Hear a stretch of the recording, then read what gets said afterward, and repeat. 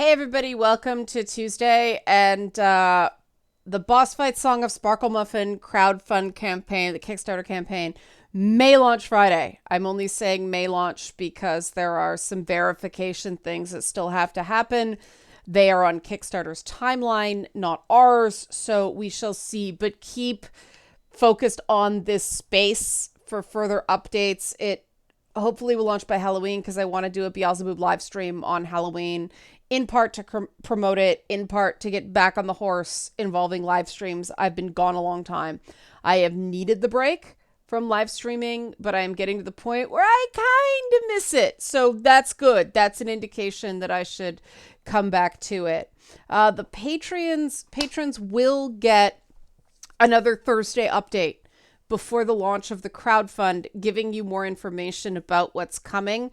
Patrons have already found out some details, which of course gives them advance notice and they know when to get there to get the really exclusive, short supply goodies that are going to be in this crowdfund. So if you're interested in this, help support this channel, become a monthly patron, patreon.com/Leanna K. People that have participated in my crowdfunding campaigns before know I offer a limited number of really affordable, super cool incentives to people who are just super eager, as opposed to people who have a ton of money. So there are some cool ones in this one. There's so much more flexibility of what I can offer in a game than in a video series. So really super exciting. Again, more on this in the next couple of days. But today I was once again going to talk about the whole Dave Chappelle, the closer thing and my thoughts on it. But this topic keeps getting bumped. I'm not sure if it's just because it's not strictly a tech thing. And so I'm like, is it totally in my wheelhouse? It's more culture war than technology. The reasons I want to talk about it are the reasons I make it a low priority. But some of the issues that I would have touched on in a video like this, I'm going to touch on today about the Facebook papers and the numerous articles that dropped on the same day. I think those of us in gaming get cold sweats whenever something like that happens because of the events of 2014, 2015. For people who are curious, sometimes this is a coordinated thing that media outlets do so that a very powerful company like Facebook can't attack a single outlet the way it did Frances Howe's earlier interviews on various, media, like video interviews. Frances Haugen. All this information that dropped yesterday is from Frances Haugen's documents. I do believe. Let me double check that. Yes, they are leaked internal documents. Sometimes media organizations work as a consortium so that, like I said, a powerful organization like Facebook with big lawyers can't attack one of them. It just becomes too expensive to go after somebody and try to do, a slap suit or a hush campaign. A silencing campaign. Sometimes it's just this is the time it took to go through all this stuff. Most people happen to publish at the same time. I don't know which this is. I'm not going to pick a side on that. Make of that what you will. But the focus in a lot of especially left-wing media outlets has been on the hate speech component of Facebook. And I think that is not the most important top line. At this point, people go, you're not serious about hate speech, right? And that's not true. Anybody who watches this channel knows I despise racism, sexism, homophobia, transphobia, ableism, so on and so forth. We all have things we need to work on. No one is perfect, but that's not what we're talking about on some of these social media platforms, right? Like, the other thing I believe is that no amount of moderation or enforcement in the world is going to stop shitheads from being shitheads. And while there are some people who get drawn into that world because they are vulnerable and isolated, I think there are ways of dealing with that without, totally curtailing people's free speech rights. Now, that being said, that's why I'd say the whole hate speech angle is not the most important top line, because there are other things that are just Facebook being cheap and Facebook being lazy and Facebook being sloppy, that are systemic things, that are actually structural things that lead into that whole hate speech component, that I think are actually easier to address as a company. And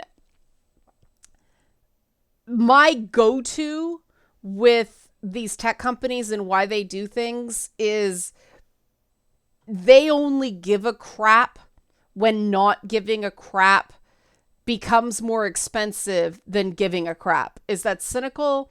Absolutely. Do I stand by it? Yes. Now, some of the things that weren't exclusively about hate speech were certain governments that Zuckerberg signed off on censorship demands from. Yikes. Oh, you have a ton of hate speech on your platform, but no, bow to government censorship. That's great. One of the things I found incredibly significant, and I don't think this is exclusive to Facebook. I think this is exclusive. This applies to certainly YouTube, but all other social media, Instagram, Snapchat, Twitter, to a lesser extent. Country-specific and language-specific moderation being more lax outside of American English. And I prick my ears up about this because, I live in Canada, and,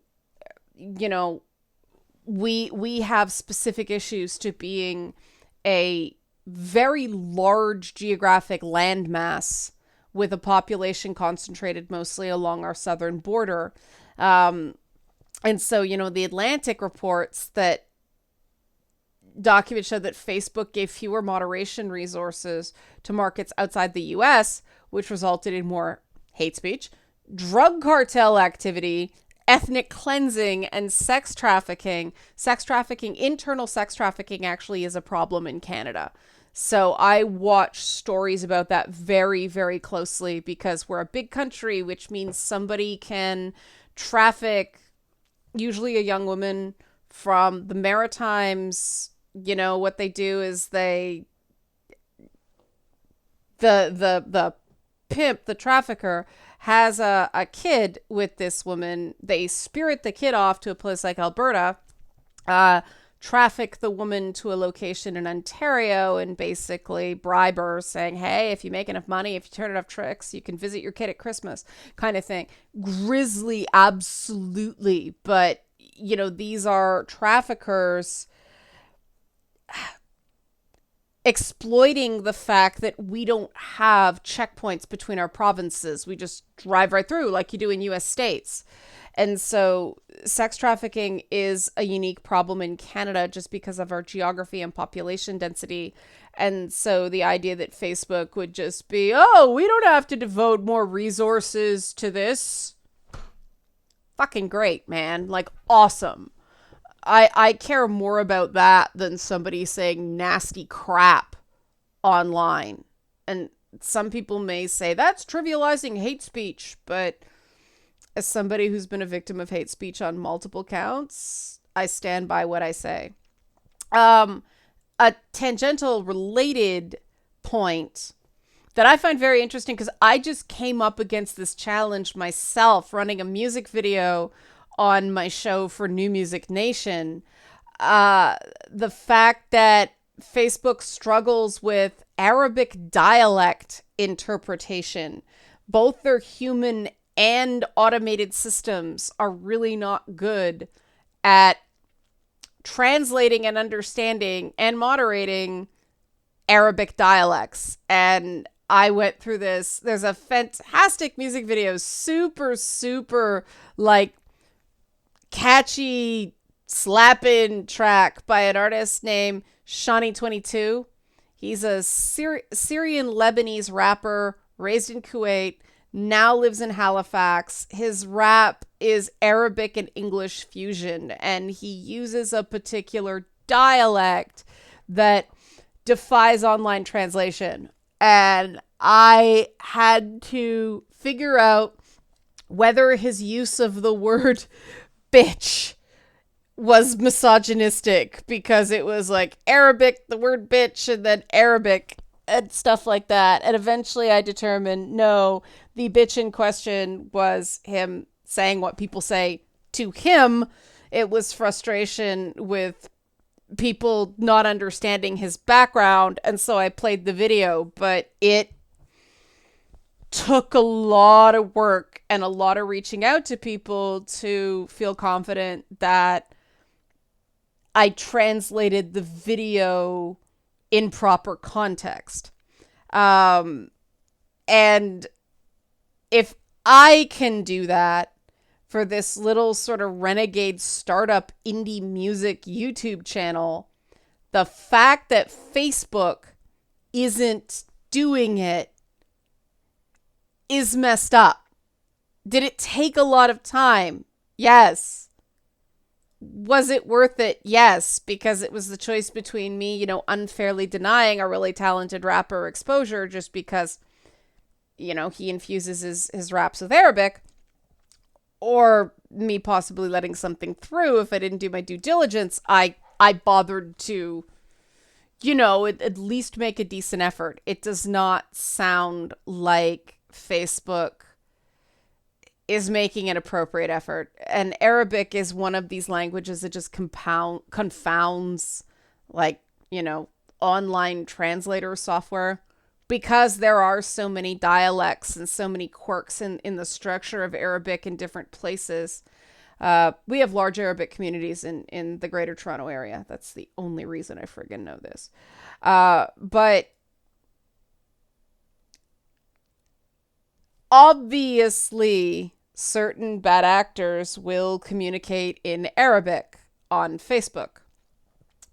The fact that Facebook is dropping the ball on this, and also was apparently completely unprepared for both the Stop the Steal movement and the January 6th Capitol riots. Come on. At this point, it's like, I was dunking on Blizzard Activision yesterday for just enough. There are certain basic standards that we can come to expect, and these tech companies are not meeting them. And is it expensive to do this sort of translation, moderation, and enforcement? Yes. Can it be slow? Sometimes, sure. Is it worthwhile? Yeah, if you're concerned about legitimate crimes taking place on your platform, yeah, this matters. And I'm singling out Arabic here, but that's only because Arabic was the language apparently Facebook is struggling with. If they were struggling with Xhosa or Cantonese, I'd be saying the same thing, or German, but Romantic root languages are more structured. Things are coded in, characters we understand by primarily English speakers. Maybe not English as the first language, but English is the language of the internet, so on and so forth. You know what I'm saying, right? This is just me covering my ass because people are so fucking stupid about this stuff. We'll see how the reporting bears out on this Facebook stuff. We will see whether Facebook is able to dodge this yet again, or whether the media is actually going to be successful in presenting the quality of reporting that finally holds Facebook to some sort of effective account. I really do think we're hitting the point with Facebook where Zuckerberg has just got to go. at least they have to try a change in management to somebody who seems to understand basic humanity. Because, I mean, that guy's response to the original response to the Frances Haugen leaks, the Frances Haugen interview, was not great. Talking about hypotheticals, speaking rhetorical questions. Why would we do this? This makes no sense. I don't know. She has documents, man. She's got receipts. If you did something that makes no sense, saying it makes no sense is not a defense if there's actually proof you did it. Like, it was a terrible, terrible argument. And I don't know if they can get him out. I don't understand. I don't know if he's just too powerful. But at this point, he should take his money and go do something else. If he's so interested in the metaverse, I don't know, go fucking play on a muck or, you know, a Second Life or something like that. I know I'm being dismissive. Don't get mad at me about that. That was glib. But rot to this extent comes from the top. And I've been super patient with Facebook just because, yes, okay, we all remember MySpace, but Facebook has been no, maybe we don't all remember MySpace, but Facebook has been the dominant social media platform for a while now. There is some undiscovered country. They do believe in move fast and break things, but too many things are getting broken. There's a certain amount of acceptance that the internet is the Wild West. And then there's, come on, guys, do your fucking job, right? And Facebook has crossed that line. The stuff I have seen people get censored for on Facebook and other social media just because an algorithm or an actual person reviewing, you know, the communication doesn't understand context. I know someone who got suspended, like put in Twitter jail for basically saying burn to ProggerU, as in sick burn, as in you got burned, ProggerU. Twitter interpreted that as a threat to burn down ProggerU. Yeah. You know, I saw the context in about 5 seconds, but these social media companies don't care about that nonsense. And that's where I go back to me thinking hate speech is burying the most important lead, which is that systemically Facebook is just being lazy and not putting the resources into the really serious elements that the internet does enable: terrorism, sex trafficking, so on and so forth, and just focusing on hate speech, which, again, if someone is brought up in a, I'll say proper, that's a bad choice of words, but a proper environment, somebody dropping a bunch of hateful racial slurs and saying horrible stuff about people online, it's not going to sway them. You know, somebody who isn't already partially indoctrinated in this stuff is going to go, what an asshole, that's gross, and move on. We have to start asking why there's so many people vulnerable to this stuff. And that's because it's infused in general society. And like I said, you know, with the Chappelle thing, like, I think he went over the line in places. But does that require censorship?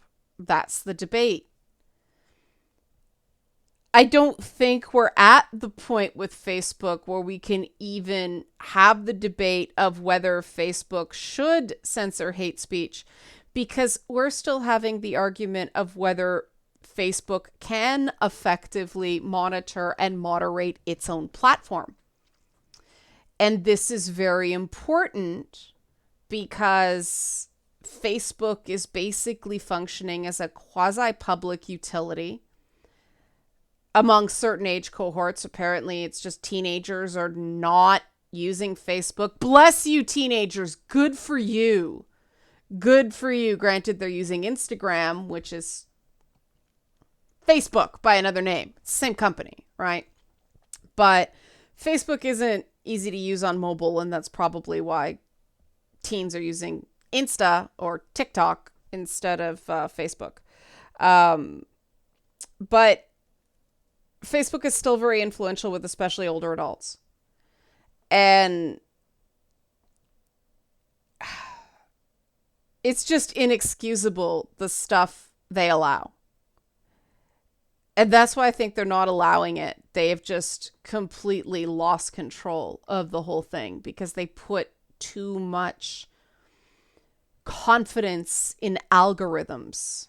And anybody who has studied artificial intelligence and algorithms knows that these algorithms are not there yet. They do not substitute for human judgment and human intervention. And then we get into the question of, well, with all the content posted on Facebook, how can you possibly expect Facebook to keep up with that with humans? Well, all they need is a halfway decent dispute process when an algorithm flags something so that people can actually argue with a human about whether they deserve to get Facebook jailed. I know when I got my Facebook account shut down because I was using a publicly recognized pseudonym based on my TV career, so I didn't have to use my surname, which was a safety tip given to me by porn stars back in the day.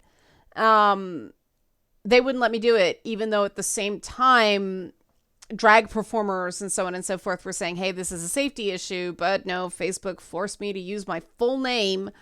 And there was no arguing it.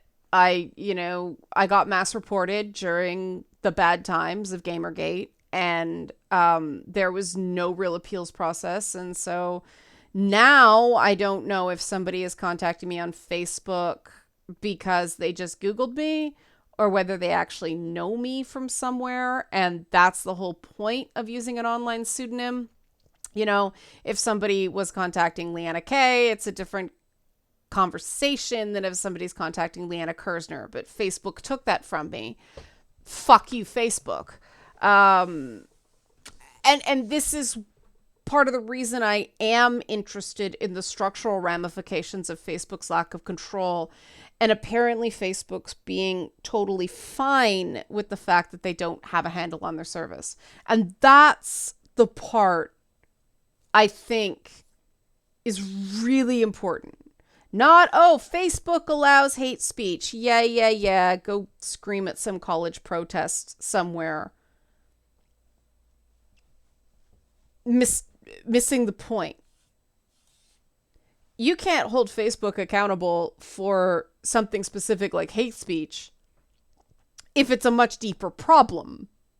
And the much deeper problem is Facebook is not in control of Facebook.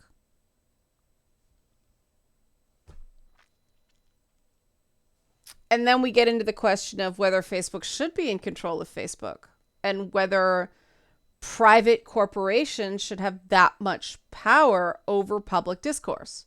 As a longtime commenter on this channel said very eloquently, if you say something over a telephone that violates laws, the phone company can't just take away your phone, right? If you do something on Facebook that violates terms of service or any other social media, they can take away your ability to communicate on that platform. Now, of course, the police can tap your phone and do all that stuff via phones. It's not like you can just get away with anything because you're using a phone instead of social media, but the phone company can't just shut you down, turn off your phone because they don't like what you say. Facebook, Twitter, Instagram, Snapchat, TikTok can. And considering how many people use these social media services to communicate, this is a very critical ideological problem that has a lot of nuance and a lot of contradictions and really challenges first principles. Because cutting way down reductive, just bare bones of it, it is the question of free markets and the rights of private corporations and free enterprise versus freedom of the individual and society accepting a certain level of lawful and awful because we believe in freedom. And unfortunately, social media has fucked up so bad that free enterprise and personal freedom are in conflict on these services. Because they have created tools that do hijack the intellect, do focus on the prospect of enragement as engagement, have apparently deliberately calibrated their service to make people stay on longer by, pushing more and more and more inflammatory content on them, and short-circuiting the intellect in favor of emotion because it keeps people on the service longer. That matters. Like, that's what we really need to get to the core of. And if Facebook is so central, if services like Facebook are central to communications, then people deserve access. There is a certain right to access if these things are essential. The same way the internet is kind of essential now, because so many people are, go on our website. Well, what if you don't have the internet? Well, then you're fucked. And these are conversations we need to have, whether there has to be some sort of public alternative to something like Facebook that perhaps the ability to communicate, widely can be limited if you behave badly. Completely being cut off from it is treated as the same thing as being cut off from the telephone. Unthinkable, right? Someone just can't take the telephone away from somebody because they're using it to do bad crap. This is where we're at, and we didn't need to be here. We're here because, hey, who thought a company whose motto was move fast and break things would break things while they were moving very quickly? Seems so basic in the rear view, right? Anyway, interested in your thoughts. And Boss Fight, Song of Sparkle Muffin, Be in the Game crowdfund coming very soon. Help support this channel. Become a monthly patron. Patreon.com/LeannaK. Thanks for watching.